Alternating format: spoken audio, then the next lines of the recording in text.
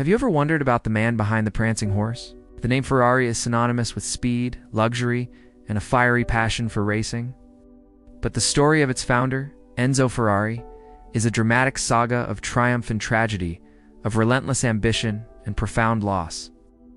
It's a story that begins not on a glamorous racetrack, but in the humble workshop of a young boy with a seemingly impossible dream. Born in Modena, Italy, in 1898, Enzo's world was forged in steel and steam.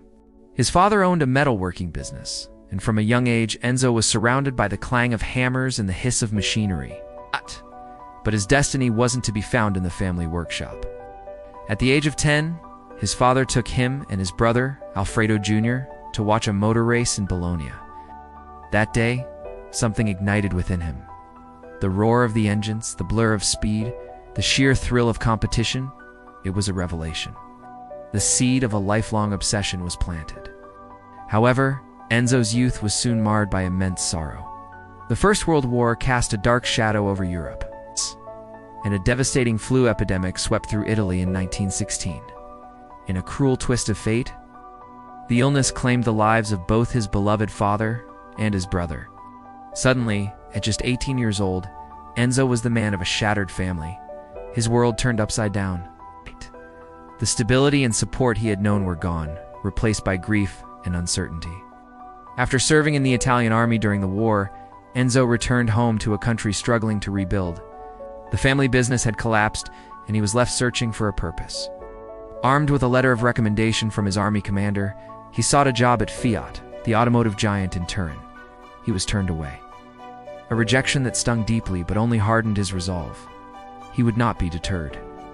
He found work as a test driver, a humble start, but it was a foot in the door of the world he so desperately wanted to join. His talent was undeniable. Soon transitioned from test driver to race car driver, competing for companies like Costruzione, Meccaniche, Nazionale, and most notably, Alfa Romeo. As a driver, Enzo was good, but he knew he wasn't one of the greats. His true genius wasn't behind the wheel, but in his visionary understanding of what it took to win. He was a master strategist, an inspirational leader, and a shrewd manager of talent. He knew how to get the best out of his drivers and his machines. This realization led to a pivotal moment in 1929. In a Modena restaurant, Enzo gathered a group of wealthy amateur drivers and founded Scuderia Ferrari, which translates to Ferrari Stable. This wasn't a car manufacturer yet. It was a racing team, acting as the official racing division for Alfa Romeo. Under Enzo's guidance, Scuderia Ferrari became a dominant force, attracting the best drivers of the era, like Tazio Nuvolari.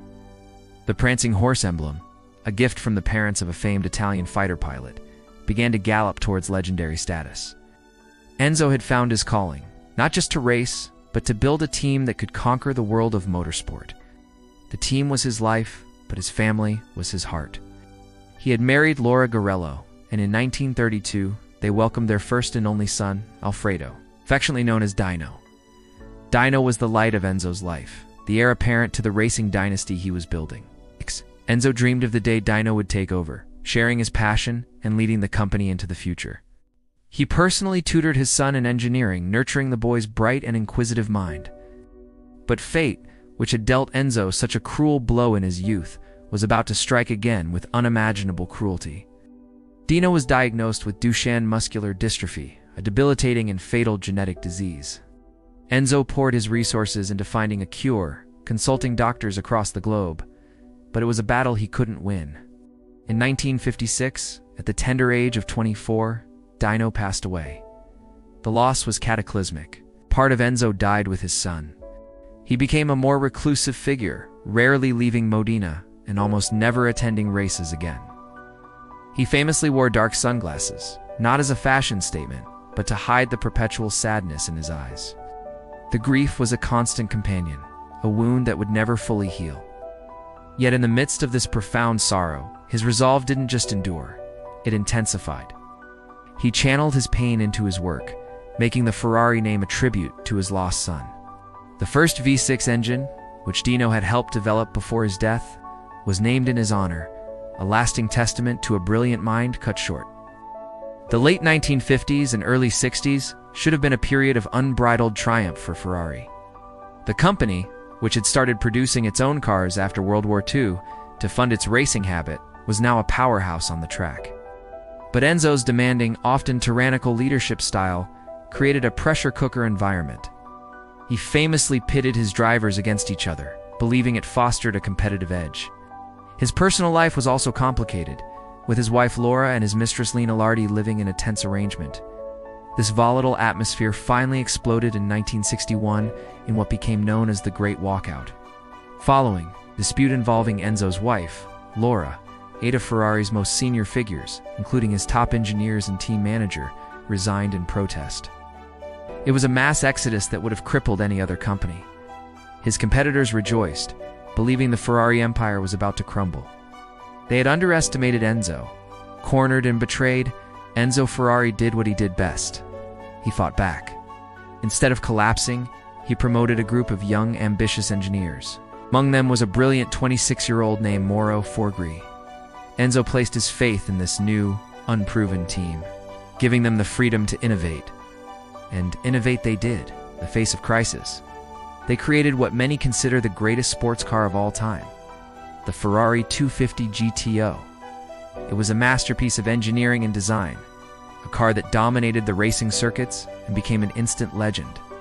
The palace coup that was meant to destroy him had instead unleashed a new wave of creativity. Ferrari not only survived the walkout, but it thrived. The team went on to win multiple world championships, cementing its dominance. Enzo had proven that Ferrari wasn't just a collection of talented individuals. It was the embodiment of his own indomitable will. He was the heart, soul, and fiery spirit of the prancing horse. Throughout the 60s, 70s, and 80s, Enzo remained the undisputed patriarch of his company, known as Il Commendatore, the commander. He was a complex and often contradictory figure. He could be charming and ruthless, generous and cold. A paternal figure who pushed his drivers to the absolute limit, sometimes with tragic consequences. He saw his drivers as components in his quest for victory, replaceable parts in his magnificent machines. Yet, he was deeply affected by every crash, every life lost in pursuit of the glory he craved. He lived for racing. The road cars, the beautiful and powerful machines sold to wealthy clients around the world, were, in his eyes, simply a means to an end. They were the financial engine that fueled his true passion, Scuderia Ferrari. Every sale of a road car was another dollar for the racing team, another step towards the next victory, the next championship. When Enzo Ferrari passed away in the summer of 1988 at the age of 90, he left behind a legacy that transcended motorsport. He had taken the dream of a 10-year-old boy watching his first race and forged it into a global empire. He built more than just fast cars. He built a myth, a symbol of excellence, passion, and the relentless pursuit of victory. The name Ferrari today represents the pinnacle of automotive achievement. It is a brand that evokes emotion, desire, and an unparalleled history of success. From the tragedies of his early life to the devastating loss of his son. From crippling betrayals to glorious triumphs on the track, Enzo Ferrari's life was a testament to the power of human resilience.